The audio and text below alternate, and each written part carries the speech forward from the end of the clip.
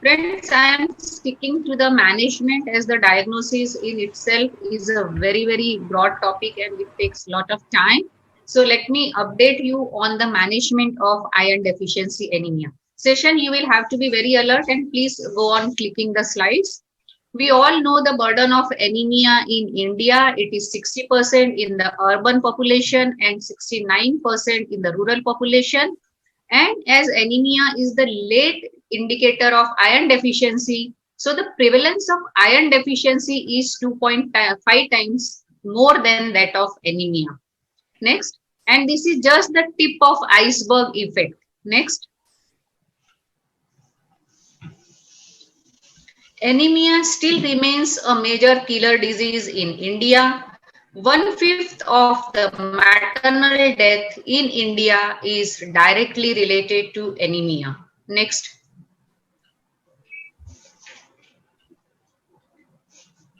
Anemia can be physiological in pregnancy and pathological anemia can be nutritional, can be hemorrhagic and can be a hemolytic anemia. Next. But I will be focusing on the iron deficiency anemia, which is the commonest anemia. Next. Session आप थोड़ा सा next बोलने के पहले slide आगे लेके जा सकते हो. Iron deficiency anemia is the most common nutritional deficiency in pregnancy, and as we all know that these ladies they have physiological anemia because pregnancy is a state of negative iron balance. There are various maternal complications of anemia in the antepartum phase, in the intrapartum period, and in the postpartum period. Antepartum, it can lead to preeclampsia, APH, abruptio, infections, PPROM, preterm labor, cardiac failure. Intrapartum, it can contribute to prolonged labor, PPH, labor dystocia, increased incidence of operative deliveries and cardiac failure. And in the postpartum period, it can contribute to puerperial sepsis, subinvolution of uterus, failure of lactation, thromboembolism, and delayed wound healing. Next.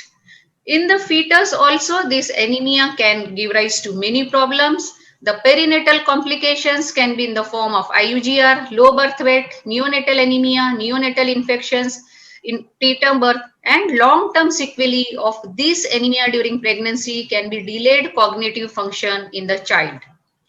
So we know that anemia has got such serious consequences for both mother and the baby. So who should be screened for anemia during pregnancy? Our guidelines tells us that all pregnant women should be screened for anemia during pregnancy irrespective of their gestational age at first contact and the socio-economic status. How often it should be repeated? Because just one hemoglobin detection is not enough. You have to do minimum 4 estimations at 14 to 16 weeks, 20 to 24 weeks, 26 to 36 weeks, 26 to 30 weeks, and 30 to 34 weeks. Next. ICMR has graded anemia into mild, moderate, severe, and very severe. Mild is between 10 to 10.9. Moderate is 7 to 9.9. Severe is when it is less than 7 and very severe when it is less than 4. So let us come to the treatment of iron deficiency anemia. You have to strike the iron when it is hot. So the first initiation of therapy is of course the medical nutrition therapy, deworming. Then you have to decide whether your patient falls into the category where you can start oral iron or you have to give parenteral iron. You have to assess the response and we will discuss the indications for blood transfusion. So when you are initiating therapy, it has to be started with the aim to correct the iron deficiency, to restore the iron reserve, and to correct the, please mute everyone, to correct the associated complicating factors. And with this aim, your choice of therapy depends on severity of anemia, duration of anemia, and the presence of associated complicating factors. So what is the basic advice which you will give to your patient on medical nutrition therapy to improve her iron intake?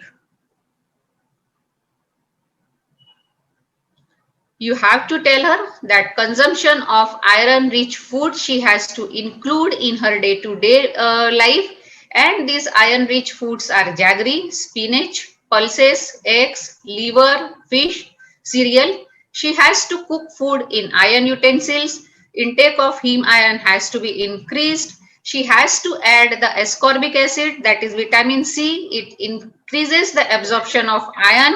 She has to avoid the phytates, coffee, tea intake with the iron supplements, and she should take iron supplement between meals rather than taking with meals. So iron rich foods I have already emphasized. Next. Next. In government programs, all the health facility based programs where food is being provided, like in schools, in the settings where ASHA workers are providing nutrition to the antenatal mothers, it is mandatory to provide the fortified wheat and rice with iron, folic acid, and vitamin B12, and double fortified salt. Not only iodine fortified, but the salt should be fortified with iron as well, and the oil which is fortified with vitamin A and D. Deworming, the main target of Anemia Mukt Bharat 2018 is to give tablet albendazole 400 milligrams stat to all antenatal patients after the first trimester, preferably in second trimester.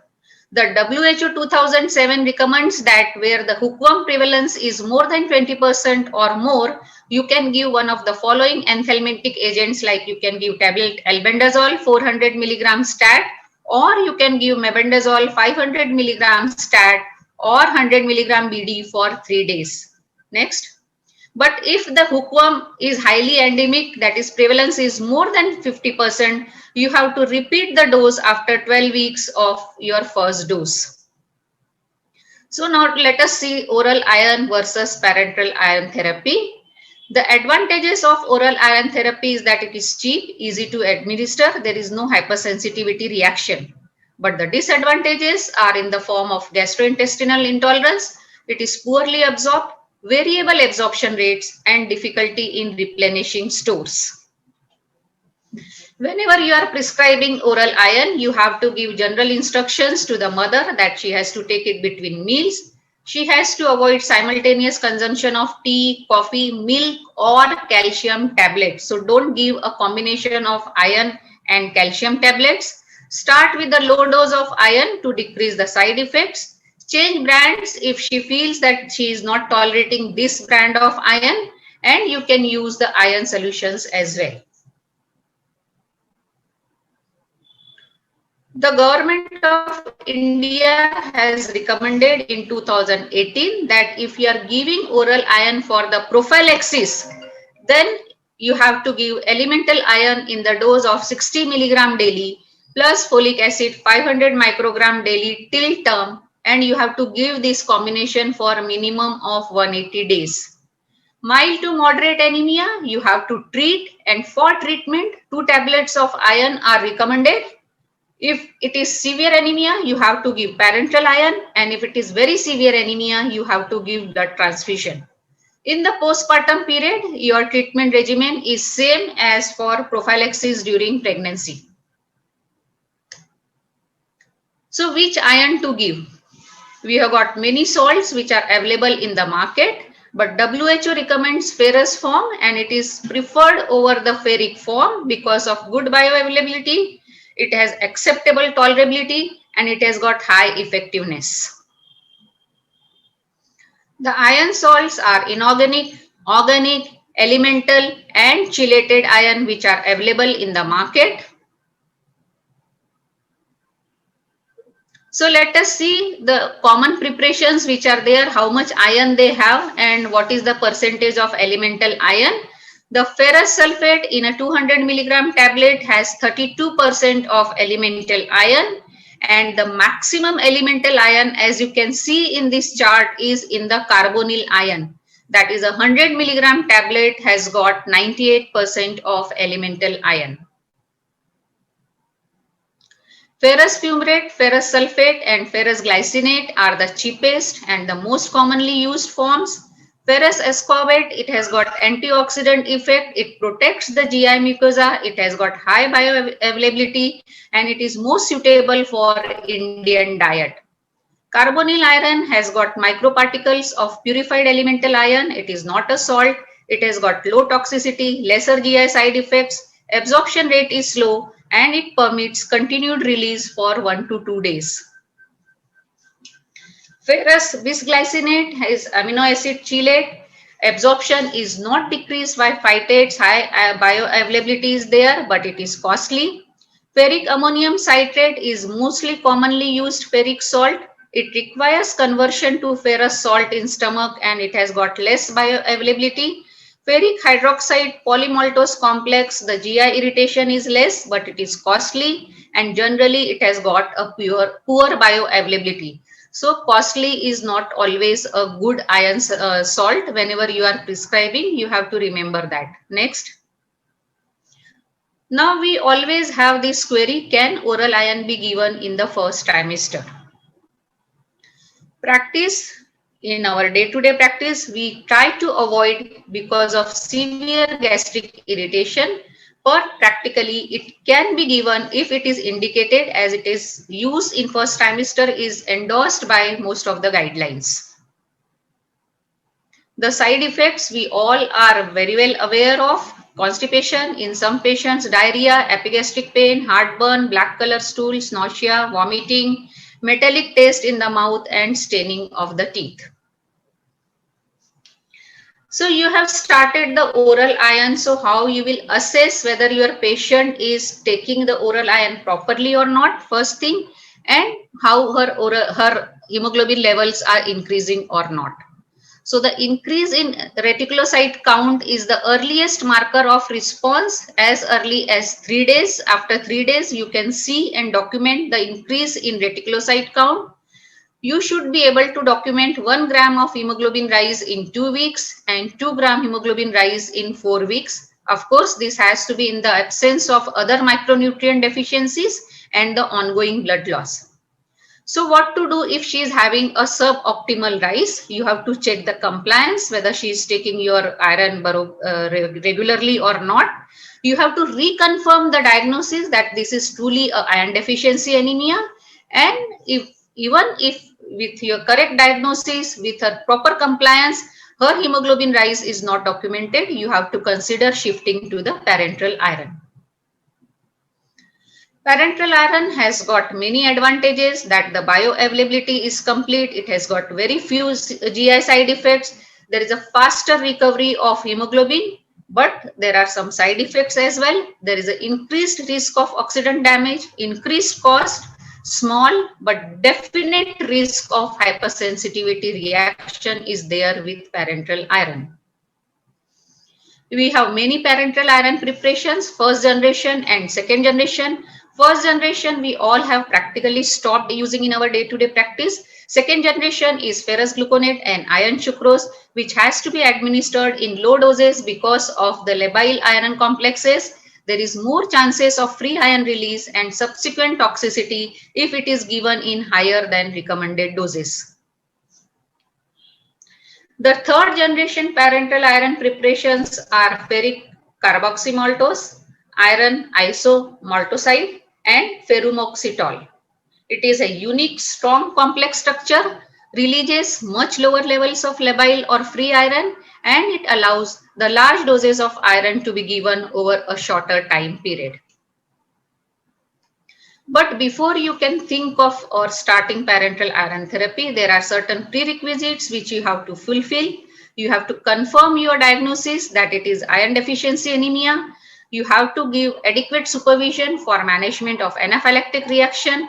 Stop oral iron at least 24 hours prior to your parenteral therapy to avoid toxic reactions. Sensitivity test is recommended. It is not recommended for iron sucrose and FCM. And you have to watch for reaction in the form of chest pain, rigors, hypotension, dyspnea. And whenever you are giving IV iron, your emergency tray should be ready in the event of adverse anaphylactic reaction to your patient. The dose calculation is very easy. It is available everywhere, this formula. But when you are calculating the dose, the target hemoglobin should be taken as 14 gram %.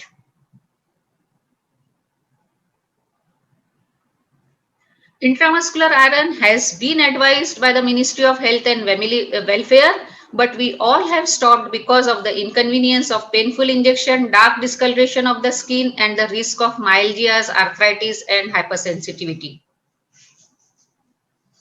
So let us come to the commonly used parenteral iron by all of us.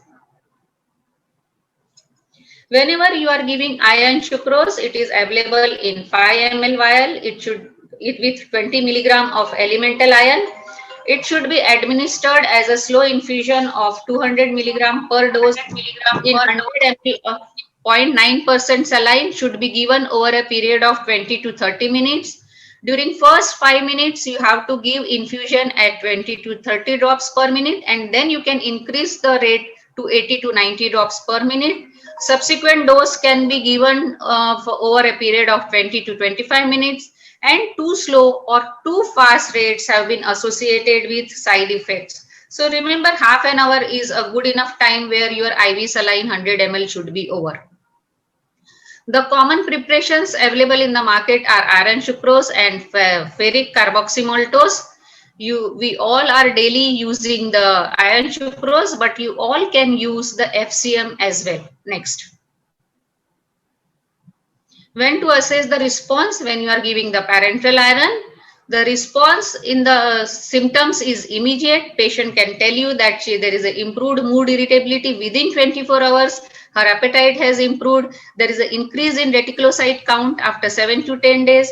Rise in the hemoglobin after 2 weeks is 1 gram per week, and hemoglobin level reaches to normal levels by 6 to 8 weeks. If there is no significant improvement in 3 weeks, diagnostic re-evaluation should be considered. When to give blood transfusion? If she is less than 36 weeks and her hemoglobin is less than 5%, or if she is more than 36 weeks and her hemoglobin is less than 6 gram, this is an indication for blood transfusion. Other indications for blood transfusion in pregnancy are in the presence of acute hemorrhage with hemoglobin less than 6, when anemia is not due to hematinic deficiency, and when patient is in labor with severe anemia. Whenever you are giving blood transfusion, you have to take an informed written consent. Always explain that there are certain risks of blood transfusion.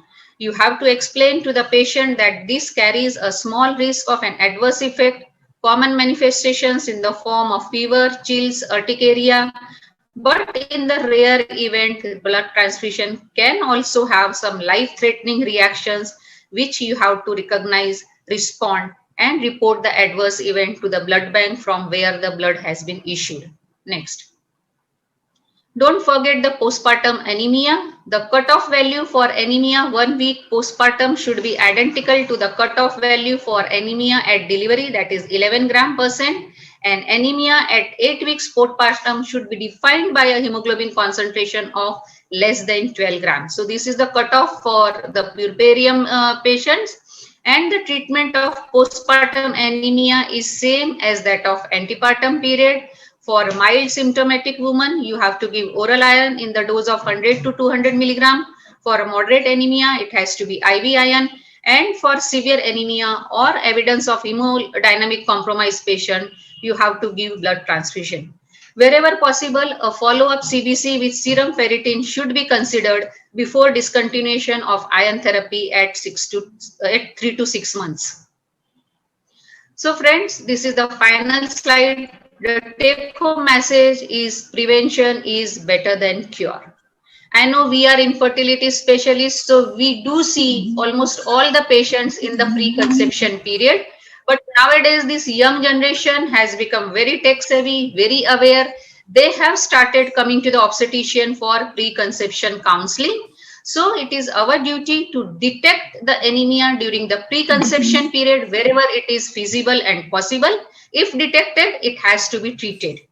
If she has become pregnant and she has to come to us for first antenatal visit, irrespective of the duration of pregnancy, her anemia detection test should be done.